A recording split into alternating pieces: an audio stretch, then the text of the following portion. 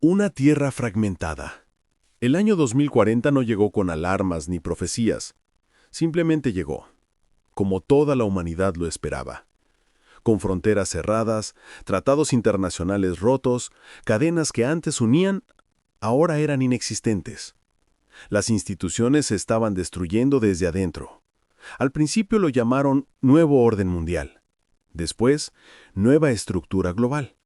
Finalmente, la gente simplemente dijo lo que era: el verdadero fin del mundo. Los conflictos al interior de algunos países, las guerras entre naciones vecinas y varios países se separaban. Los televisores, cuando aún había electricidad para encenderlos, mostraban pantallas divididas. En unas, noticias sobre multimillonarios y exmandatarios que negociaban a puertas cerradas. En otras, ciudades enteras consumidas por la falta de coordinación, mercados que ya no funcionaban, puertos que no movían mercancías. La globalización se convirtió en fragmentación, la investigación científica en un secreto de cada nación. Los aeropuertos internacionales, símbolos durante décadas de conexión, se transformaron en estaciones de control. Los centros de datos quedaron bajo protección militar. La cooperación se volvió sospechosa. En ese panorama, la pobreza dejó de ser estadística para convertirse en paisaje. Barrios enteros con cortes de energía indefinidos, hospitales que sobrevivían a duras penas con equipo obsoleto, niños que no conocían más que la ración diaria. Y lo peor, la incredulidad. Las sociedades se cerraron a sí mismas y la palabra solidaridad se convirtió en arma arrojadiza. Entre los pocos que todavía podían mover grandes cantidades de recursos, se formó una coalición extraña. Eran empresarios con vastas propiedades tecnológicas, constructores de infraestructuras que habían sobrevivido a la desintegración económica, expolíticos con perfiles limpios y otros con pasados oscuros. Pero había además una presencia que nadie lograba definir. Un grupo poderoso pero desconocido, que prefería mantenerse anónimo, cuyos recursos fluían desde lugares desconocidos y cuya identidad no figuraba en ninguna lista pública. Algunos lo llamaron las sombras, otros el patronato. Nadie sabía si era una sociedad de oligarcas, una mutación corporativa o algo más extraño aún. Ellos fueron los principales financiadores de la Sinus. No fue un acto de filantropía, fue oportunismo con estética de sacrificio. Financiaron la construcción clandestina de una nave que pudiera salir del planeta, una misión que en apariencia perseguía conocimiento. Pero en los despachos se susurraba otra razón. Quienes pagaron por ella querían asegurarse un acceso exclusivo e ilimitado y de primera mano de cualquier descubrimiento, aunque la nave de por sí ya era un enigma flotando en la oscuridad del espacio. Tecnología capaz de alterar el equilibrio de poder, remedios, redes energéticas, recursos finales para una clase que no ansiaba volver a la dependencia, o esos eran los pretextos con los cuales fue construida. La nave no salió con ceremonia popular. Se lanzó en silencio desde una base oculta en Guayana Francesa, envuelta en capas de permisos falsos y contratos mercantiles. Para el mundo, la Sinus fue una noticia tardía. Proyecto olvidado despega. Para los ricos, fue una inversión asegurada. Para los que la tripulaban, fue una mezcla de emociones. Una forma de salir de la miseria de la Tierra y adentrarse en algo poco común: el conocimiento. Para otros, una forma de garantizar una vida más llevadera para sus familias, aunque la mayoría de la tripulación sabía muy en el fondo que aquel viaje sería una condena. Muchos eran conscientes de que aquella nave no cargaba más secretos que certezas. Era imposible la construcción de algo así dentro de un mundo lleno de crisis en tan poco tiempo, y hacer preguntas tenía un costo muy alto. El viaje al límite del sistema solar transformó a las Sinus en una burbuja de economías afectivas. Horas medidas en ciclos de reciclaje de aire, emociones calibradas por turnos, y una convivencia forzada que revelaba lo mejor y lo peor de cada uno. Aris Thorne, el comandante. Aris había sido, años atrás, un académico con modales gastados y una reputación impecable. Lo reclutaron no solo por su pericia en astrofísica, sino por su capacidad retórica. Era alguien que podía sostener la idea de una misión llena de buenas intenciones ante ojos del público y de los financiadores. Tenía una hija enferma a la que no veía desde la partida, una relación fracturada por el tiempo, un sentimiento de culpa por estar tan lejos de ella. Sus noches las pasaba hojeando viejos mensajes, tratando de reconstruir la voz de su hija entre fallos de conexión. Sabía que el estar ahí era una garantía para que su familia viviera con las mayores comodidades. Aris era de esos líderes que preferían contener la tormenta en su propio pecho y pagaba por ello con insomnio y pequeños lapsos de blancura en su humor. Lena Petrova, la criptógrafa. Lena no era una creyente en lo místico, era una creyente en los patrones. Antes de la caída de la sociedad humana, había diseñado algoritmos de encriptación para proyectos de vigilancia para varios armados alrededor del mundo. Tras el colapso, encontró en la anomalía una obsesión que la transformó. Aquello que otros veían como ruido, ella lo llamaba textura. Viajaba con listas, ecuaciones y una colección de melodías grabadas que le ayudaban a pensar. Tenía un humor ácido. Era capaz de nombrar probabilidades en tono coloquial y al mismo tiempo derrumbarse en un rincón cuando la soledad la sorprendía. Su relación con Aris era compleja. Lo respetaba y lo retaba. Lo necesitaba y lo despreciaba por las decisiones humanas que, a su juicio, designaban ciencia. Kenji Ito, el ingeniero. Kenji vivía de una ciudad que había mantenido un aparato industrial sobreviviente, talleres en los que las generaciones se pasaban secretos mecánicos como reliquias. Había salvado a su familia con contratos de mantenimiento para infraestructuras críticas y hablando con manos curtidas de tanto ensamblar, su humor era seco, su paciencia bronceada. Para Kenji, la nave era maquinaria viva y cada panel un órgano. Su miedo era práctico. No temía el cosmos como idea abstracta. Temía los fallos eléctricos, las juntas mal soldadas y la corrosión de los cables. Fue él que en las noches de mayor tensión murmuraba pequeñas bromas sobre recetas de la abuela para distraer a la tripulación. Elara Voss, la bióloga. Elara era una contemplativa por naturaleza. Había pasado años estudiando ecosistemas extremos, microorganismos que vivían donde la luz no alcanzaba. En la CINOS encontró una paradoja. Su formación la hacía ver vida donde otros veían amenazas. Su corazón la hacía añorar la delgada red de afectos que había dejado en la tierra. Llevaba consigo un cuaderno con dibujos, diagramas y notas personales. Sus palabras eran pocas, pero cuando hablaba, la tripulación callaba. Era quien leía en voz alta pasajes de viejos poetas para mantener un hilo humano. Los otros tres: el médico, el geólogo y el navegante. El médico, llamado Ruiz, era un hombre pragmático que había trabajado en clínicas de campaña. Había visto demasiada muerte para romantizarla. El geólogo, Havel, con manos gruesas y un acento de páramo, coleccionaba piedras. Pequeños recordatorios de que el universo, fuera de la política humana, obedecía leyes sencillas.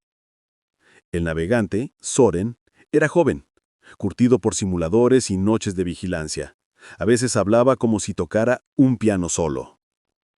La convivencia fue una sucesión de pequeñas tensiones, chistes que no cuajaban, pesas de software con licencias discutibles, cortes de energía programados para ahorrar consumo y decisiones que se tomaban por mayoría por falta de tiempo. Los financiadores insistían en informes periódicos. El grupo misterioso, en cambio, no comunicaba nada. Su dinero se materializaba solo en contingencias y cláusulas no auditadas.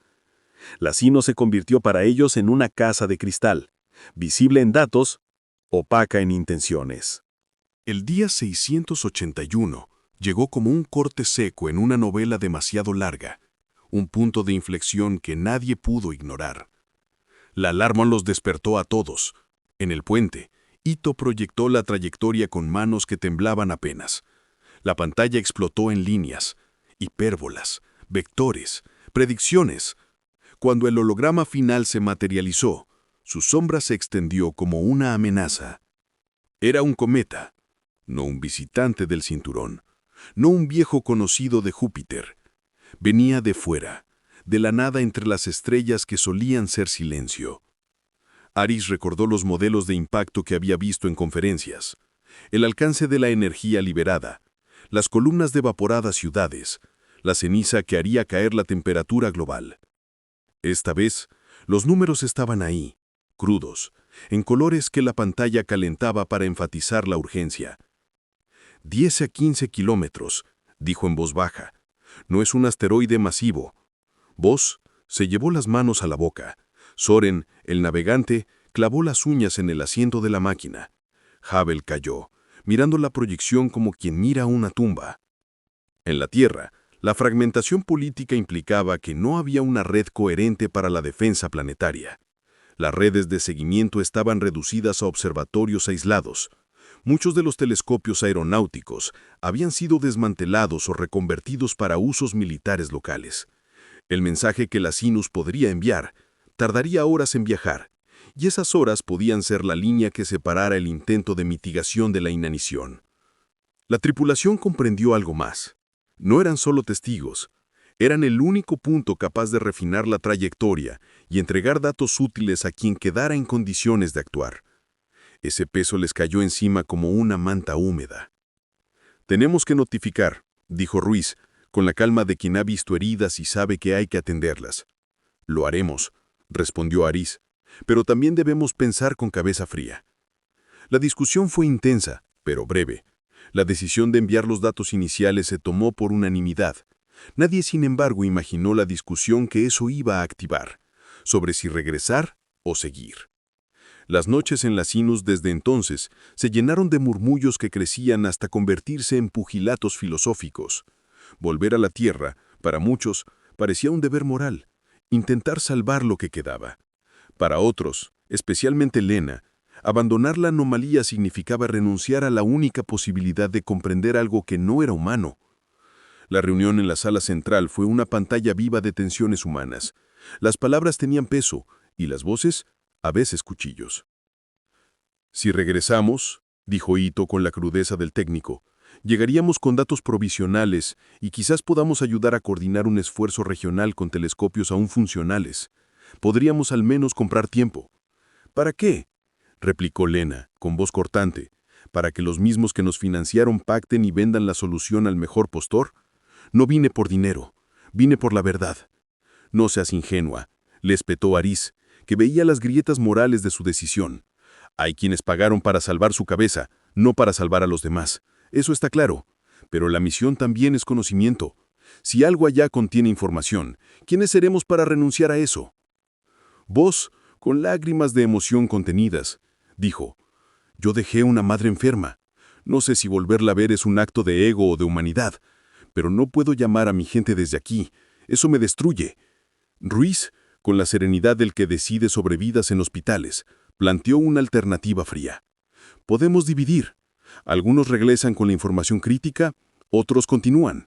Es imposible técnicamente sin riesgos enormes. Y además, ¿a quién elegiríamos?» La elección devino en algo íntimo. Cada quien pesó su pasado, su razón de estar en la misión y su idea de lo que era justo. La convivencia, esa convivencia forzada que había sadonizado pequeñas tensiones, ahora se transformó en una prueba que iba a partir el equipo. Al final, la decisión fue de Aris. Pesó variables: la posibilidad de descubrimiento, la incapacidad de la Tierra para reaccionar globalmente, la certeza de que quienes habían financiado la misión no iban a salvar al resto y su propio deseo de que la ciencia tuviera una oportunidad de trascender la barbarie humana. «Seguiremos hacia Saturno», dijo Aris. Las palabras cayeron como una sentencia. La maniobra que consumió el combustible de reserva fue un acto mecánico, que sin embargo, tuvo consecuencias humanas. Cuando Aris pulsó el comando que cerró la posibilidad real de retorno, la nave exhaló y por un momento, la tripulación se sintió como un grupo de condenados en una capilla. Ito golpeó la consola con la fuerza de quien ha perdido algo valioso. Lena, al borde del llanto, se encerró en su pequeña cabina de trabajo y comenzó a reescribir ecuaciones en una hoja tras otra, como si la matemática pudiera exorcizar la culpa. Voss llamó a su madre a través de una conexión comprimida, pero la línea se cortó. Ruiz se sentó, y en su voz, la aceptación del que atiende a los demás sin pedir permiso. La Tierra, esa masa fragmentada de estados en retirada, se convirtió en una carta que no podían volver a abrir. La única comunicación que de allí llegaba eran mensajes protocolarios y facturas de lo que los financiadores esperaban a cambio. El grupo misterioso no respondió a ninguna de las protestas morales. Sus transferencias, eso sí, siguieron llegando puntuales. Esa noche, la Cygnus tuvo su primera desbandada de sueños violentos, pesadillas sobre muchedumbres que les negaban el paso, sobre puertas cerradas que no permitían volver, sobre rostros febriles que enmudecían cuando intentaban explicar la ciencia, y en la mañana el trabajo continuó, porque el vacío no espera las crisis humanas. La aproximación a Saturno fue como acercarse a un altar. Los anillos se desplegaron con una magnificencia fría, bandas de hielo y roca que reflejaban la luz solar como cuchillos largos. El planeta tenía una presencia que tenía algo de monumentalismo trágico. Su magnetosfera zumbaba, sus lunas eran ojos que vigilaban. Los pulsos que habían motivado la misión se volvieron más intensos y rítmicos, casi musicales. Lena trabajó hasta el agotamiento, sus dedos moviéndose como si cada nota descifrada fuera una partitura que la devolvía a la cordura. Cuando por fin logró ensamblar la estructura de la señal, la proyección ocupó toda la sala. Una secuencia de datos que, paradójicamente, parecía un mapa biológico. Era ADN humano, sí, pero transformado, regiones con patrones que no correspondían a ninguna función conocida, prescripciones para proteínas que parecían diseñadas para operar fuera de las condiciones terrestres. Era como si alguien hubiera tomado la biología terrestre y la hubiese reinterpretado para un clima o una física distinta. «Esto no lo generó la Tierra», murmuró Voss con la voz quebrada. «Hay manos detrás de esto». Y entonces, en la oscuridad de los anillos, algo se abrió. Una estructura emergió. Una esfera pequeña en términos astronómicos, pero de arquitectura imposible, con filamentos que vibraban como cuerdas de un instrumento. La esfera absorbía energía de la magnetosfera y la convertía en un pulso coherente. El pulso golpeó el espacio como una orden. A millones de kilómetros, el cometa cambió su aceleración y su rumbo con una abrupta violencia. «No», dijo Soren con estupor, «eso no es física natural». El cometa, como si obedeciera a una inteligencia, viró en dirección a la Cygnus. La proyección se llenó de trazos que cruzaban su rumbo. No era una desviación leve, era una corrección tajante. La Cygnus, en ese momento, dejó de ser observador para transformarse en presa. Aris sintió, con la precisión de alguien que ha leído libros de guerra, el significado de la escena. Lo que veían no era una llamada para dialogar, sino un mecanismo de marcar objetivos. La esfera no ofrecía conocimiento, activaba, señalaba, cazaba. Lena dejó caer los brazos. Sus ideales se arrodillaron ante una realidad que tenía dientes. ¿Y los que nos financiaron? ¿Y el grupo misterioso?, preguntó con una mezcla de rabia y miedo. Aris la miró, y en su mirada había resignación y una rabia distinta, más profesional, la rabia del que entiende que lo humano ha sido manipulado como recurso. «No lo sé», admitió, «pero no podemos esperar respuestas de quienes esconden su rostro detrás de cheques. Esto, Lena, esto es otra cosa». La esfera comenzó a abrir un patrón más fino, como si preparara una transmisión. La Cygnus estaba en el centro de la vista. La cacería iniciaba su segundo acto.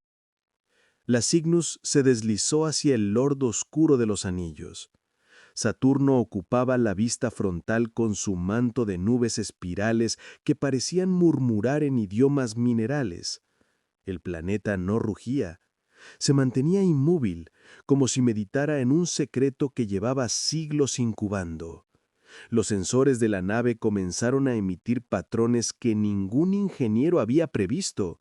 No eran alertas, no eran advertencias, eran pulsos, códigos, ritmos que imitaban latidos que no pertenecían a ningún ser vivo registrado. Lucian Ayon observaba la pantalla principal con los brazos cruzados, sin parpadear. La tenue iluminación de la cubierta realzaba la cicatriz que surcaba su mejilla. Durante años, él había sido la voz pública del proyecto, el rostro visible del grupo de empresarios y políticos que financiaron la misión. Pero había algo más en sus ojos, una sombra antigua, un temor que intentaba disimular.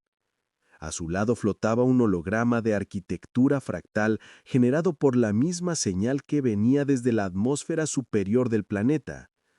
¿Eso es natural?, preguntó Halden, el oficial científico, mientras ajustaba un panel de análisis.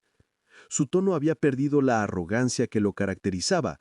Ahora sonaba como alguien que caminaba al borde de un altar prohibido. «No lo sé», respondió Nara Solís, la comandante. Su voz era siempre precisa, pero ahora llevaba un matiz de inquietud, como si cada palabra tuviera que ser medida y protegida. Nara era firme en su postura, aunque su respiración traicionaba un ligero temblor. Ella sabía que comandar esta nave no solo implicaba decisiones técnicas, sino navegar entre las tensiones políticas que el grupo de financistas llevaba incrustadas en la misión como billetes manchados. Lucian los observaba en silencio. Su mirada iba del holograma al cristal panorámico que mostraba las nubes doradas de Saturno. «Esto no estaba en ningún informe», dijo Halden, mientras que ajustaba un panel de análisis. «Los informes que recibimos nunca estuvieron completos», murmuró Lucian. «¿Y quién se los ocultó? Aquellos que querían asegurarse de que llegáramos aquí, cueste lo que cueste». La frase de Lucian quedó flotando, pesada, densa, una palabra sin pronunciarlas. El grupo misterioso, aquellos cuya existencia nadie podía comprobar, pero que habían entregado tecnología y fondos sin preguntas, siempre desde sombras, siempre desde lugares que no existían en mapas ni redes de datos. Nara cerró los ojos un instante y lo recordó. Aquella reunión clandestina antes del lanzamiento, aquella voz modulada que no sonaba humana, el contrato que nadie firmó físicamente. Todo se archivó como rumor, pero ahí estaba, reencarnado en señales que venían desde Saturno. La Cygnus se aproximó a la capa de nubes donde los pulsos eran más intensos. Eran tan perfectos que parecían escritos por una mente obsesiva con la geometría. La tripulación sintió un zumbido en los huesos, como si el planeta se inclinara para escucharlos.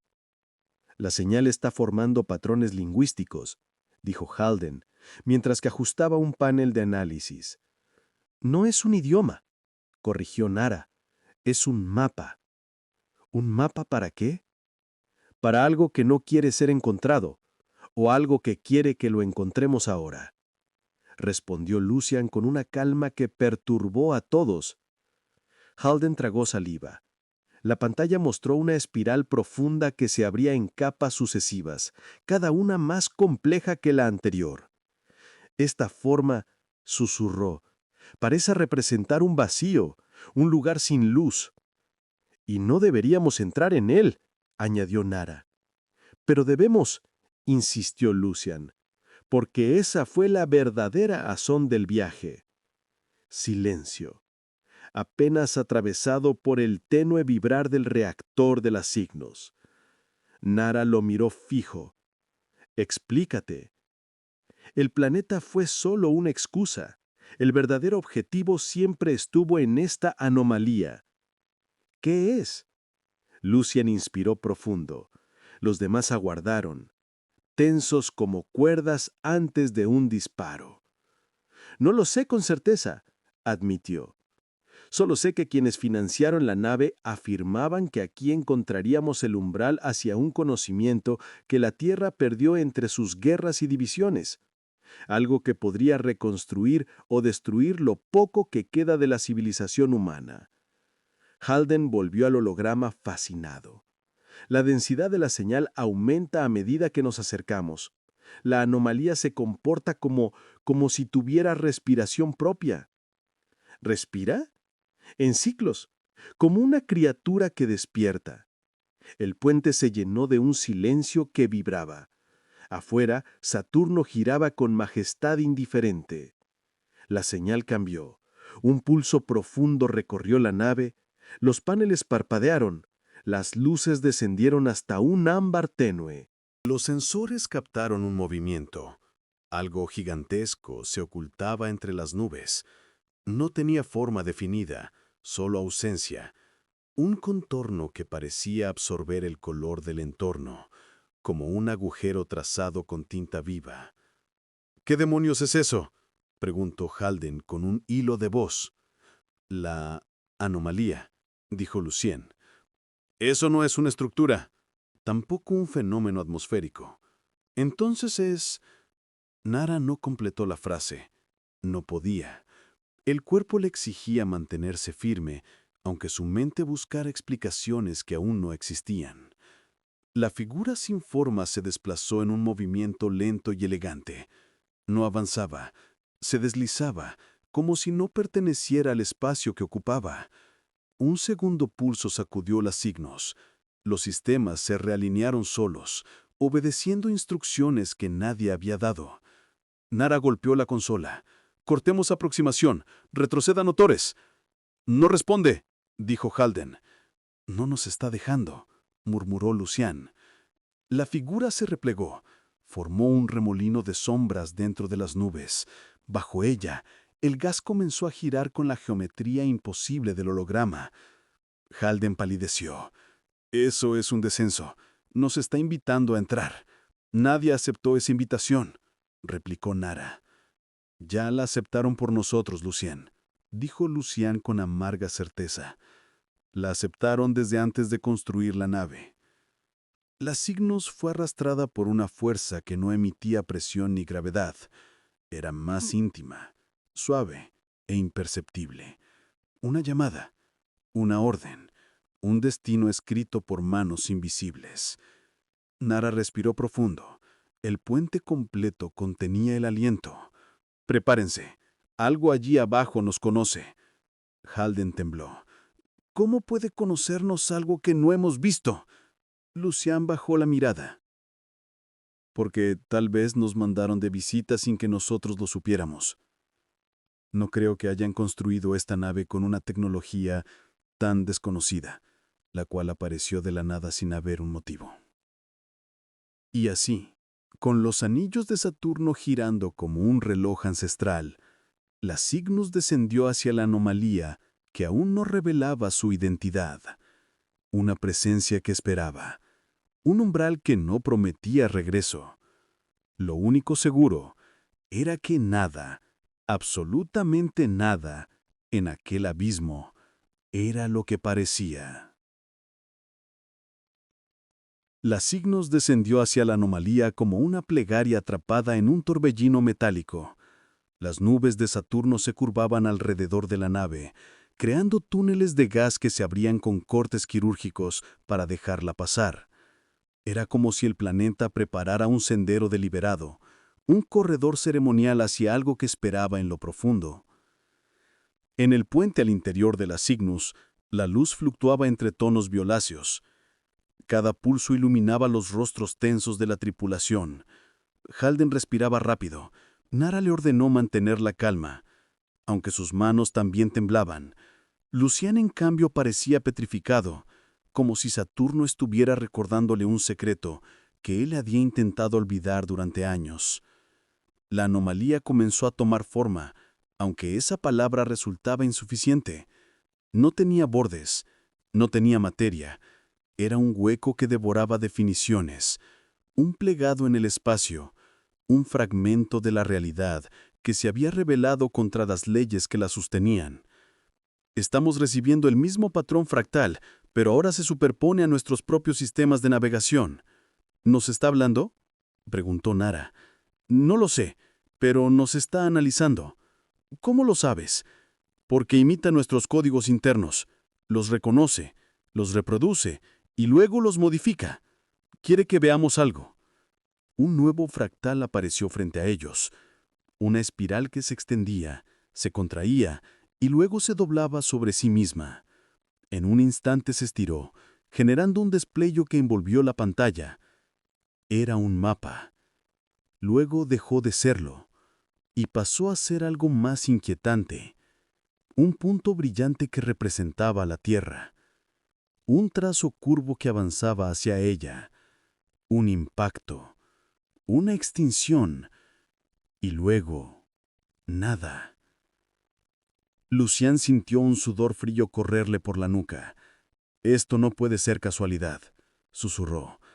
«En la Tierra ya están enterados sobre del cometa». Nara giró hacia él con brusquedad. «¿Cómo estás segura de eso? Las comunicaciones con la Tierra son inexistentes». Lucián tardó un segundo demasiado largo en responder. «Porque el grupo que financió la misión recibió información preliminar. Información que no compartió, ni siquiera con los mandos militares». Halden lo miró horrorizado. «¿Estás diciendo que enviaron esta nave sabiendo que la Tierra tenía los días contados?» «Digo que no confiaban en la humanidad para manejar la información. Solo en ellos mismos. O esa es la hipótesis que manejo». La nave tembló. Un tirón invisible los empujó hacia la abertura de la anomalía. La materia misma vibraba como cuerdas que resonaban con un canto mudo. No era una trampa, no era un ataque, era una invitación inquietante.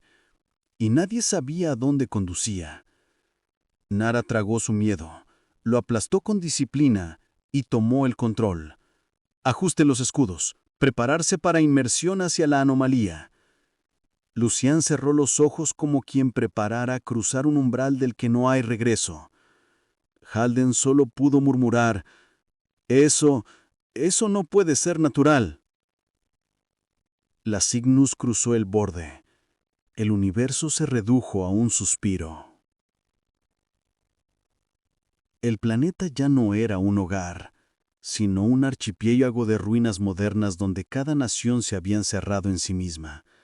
Las ciudades actuaban como fortalezas herméticas, las fronteras eran cárceles brillantes, la pobreza se había vuelto paisaje. En medio del caos, dos jóvenes operaban desde el último centro de monitoreo global no clasificado, aunque técnicamente ya nada era global.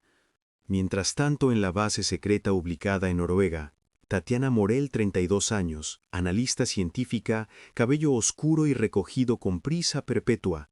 Su mente era una bobina de pensamientos rápidos que el sistema político intentaba desacelerar sin éxito. A su lado, Elías Sarmiento, un joven ingeniero aeroespacial de 35 años, de mirada cansada y una paciencia casi heroica. Ambos habían sido reclutados a último minuto mientras viajaban a una de las regiones más pobres y olvidadas de Asia para realizar actividades humanitarias junto con unas de las pocas organizaciones sociales no gubernamentales que quedaban. Fueron reclutados para un proyecto secreto llamado La Continuidad, un eufemismo elegante para evitar pánico colectivo entre los pocos que conocían de su existencia.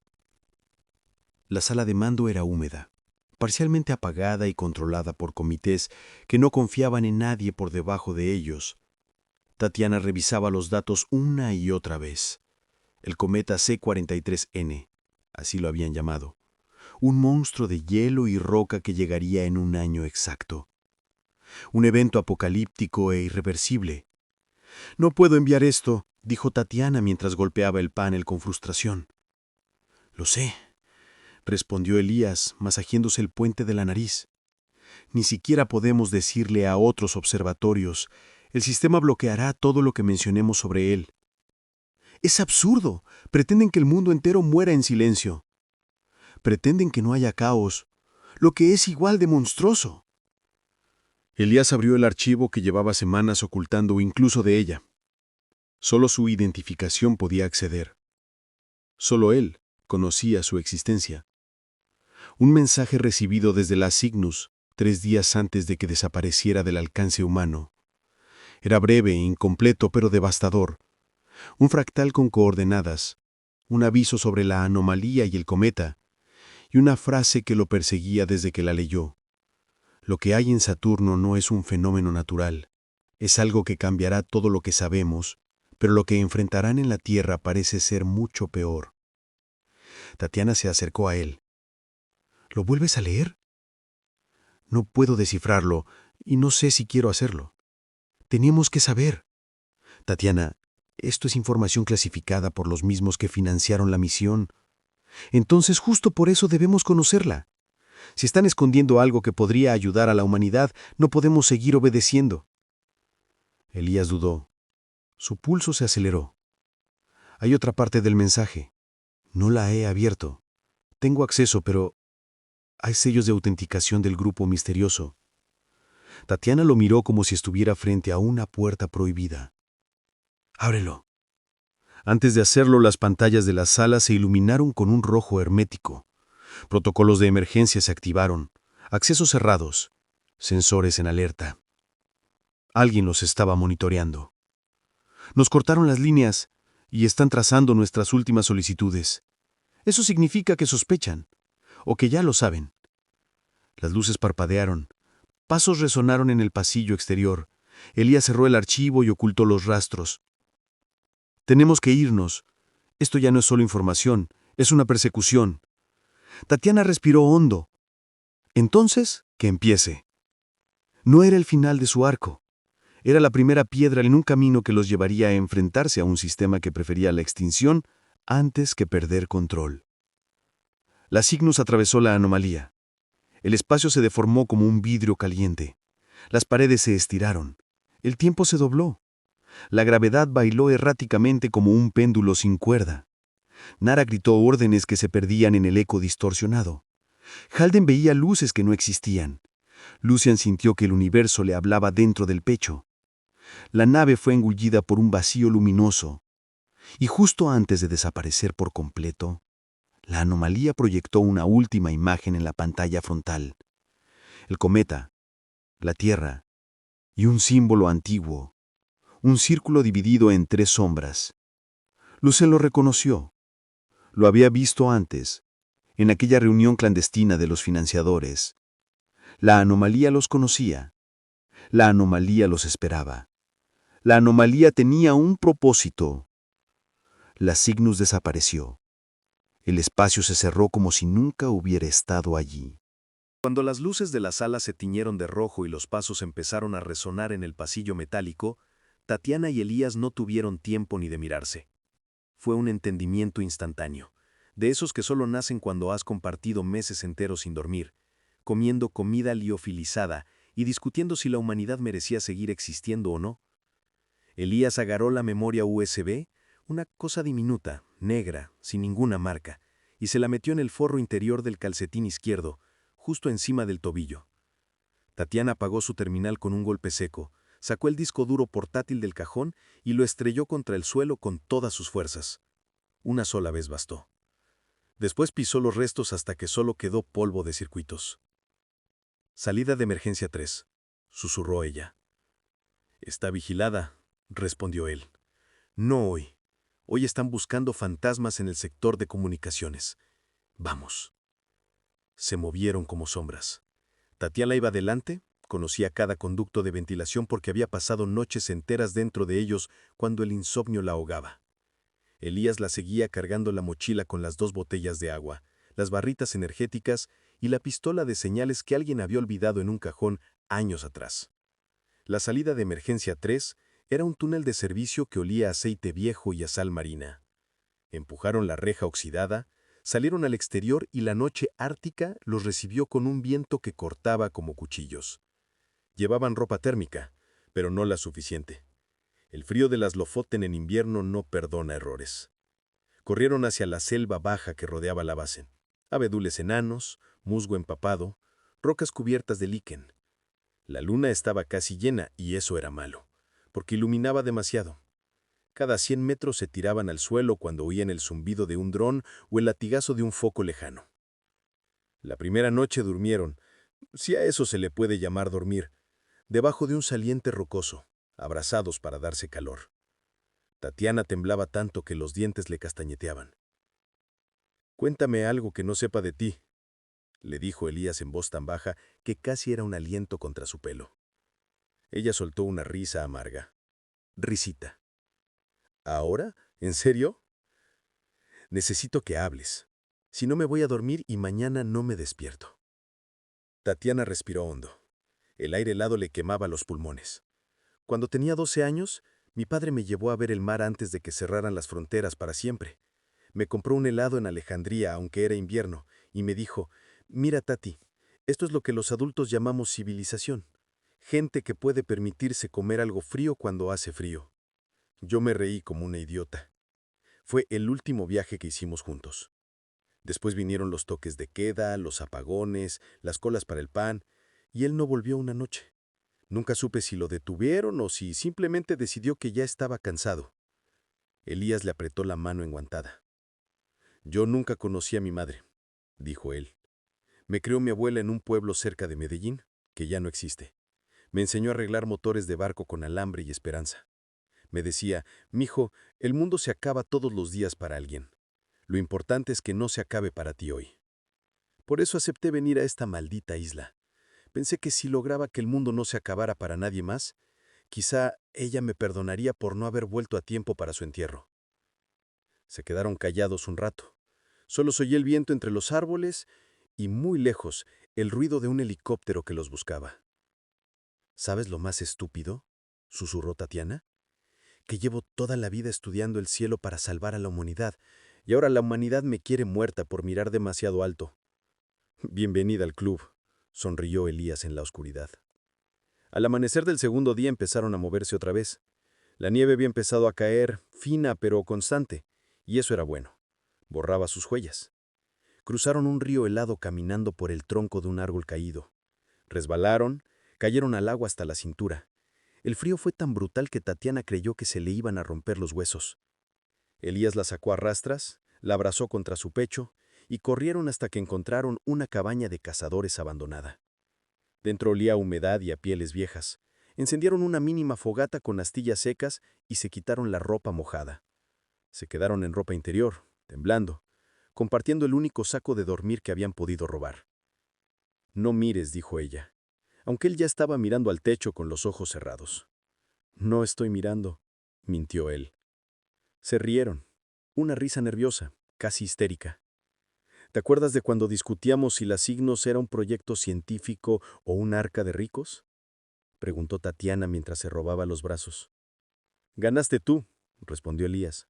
«Era las dos cosas, y ahora nosotros somos los idiotas que llevan la prueba en el calcetín».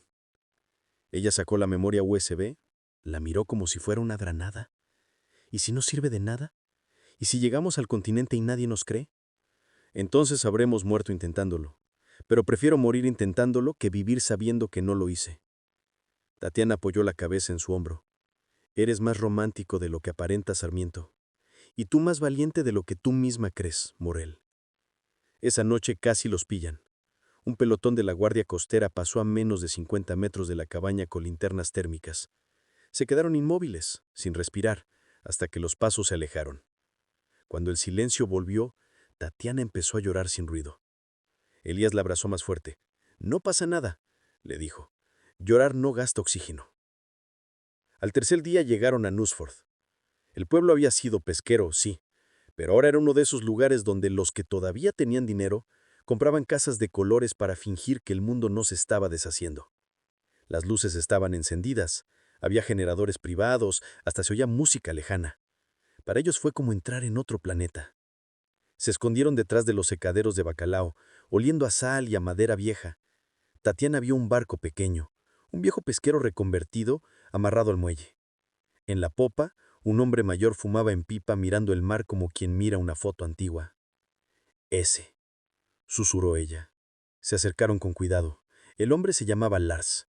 Tenía 70 y tantos años, cara de cuero curtido y una cicatriz que le cruzaba la ceja izquierda. ¿Qué buscan dos fantasmas mojados a esta hora? Preguntó en noruego con acento de las islas. Tatiana habló en inglés. Elías tradujo al noruego lo justo. Necesitamos ir al continente. Esta noche. No preguntes por qué. Lars de una calada larga la pipa. El continente está cerrado. Nadie entra ni sale sin permiso del Comité de Estabilidad. Elías sacó la pistola de señales y la puso sobre un barril junto con los últimos billetes que les quedaban y el reloj de buceo que había sido de su abuela. Esto por el pasaje y por tu silencio. Lars miró la pistola, miró el reloj, miró sus caras exhaustas. Mi mujer murió esperando que alguien le dijera la verdad sobre su hijo. Dijo al final, Suban, antes de que me arrepienta. Los escondió en la bodega, entre redes y cajas de pescado congelado. El motor arrancó con un rugido que pareció despertar a todo el fiordo. Tatiana y Elías se quedaron abrazados en la oscuridad, oliendo a hielo y a esperanza podrida. ¿Crees que lo conseguiremos?, preguntó ella cuando ya llevaban horas navegando. No lo sé, pero por primera vez en mucho tiempo, siento que estamos haciendo lo correcto. Tatiana sacó la memoria USB del calcetín. La miró bajo la luz tenue de una linterna de Lars. Aquí dentro está todo. El fractal, la advertencia de las signos, el símbolo del círculo dividido en 3 sombras, la prueba de que alguien, algo, sabía que el cometa venía y nos mandó igualmente a Saturno como quien manda ratas a un laberinto.